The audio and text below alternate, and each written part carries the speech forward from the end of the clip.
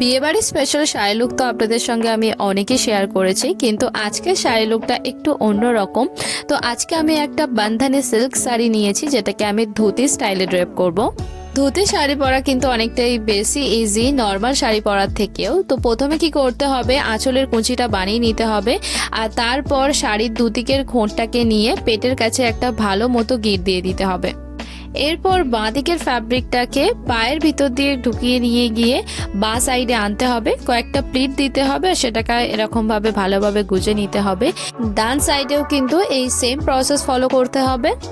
ধুতি স্টাইলে শাড়ি পরার জন্য কিন্তু এরকম ধরনের গর্জাস হালকা ফুলকা বান্ধানি শাড়ি কিন্তু খুবই সুন্দর, কারণ এরকম ধরনের শাড়িগুলো প্রথম কথা বেশি এক কালারের হয়, আর এরকম ধরনের শাড়িগুলো যদি একটু ধুতি স্টাইলে বা একটু ডিফারেন্ট স্টাইলে পরা যায় না, একদম ডিফারেন্ট একটা আউটফিট ক্রিয়েট হয়ে আসে।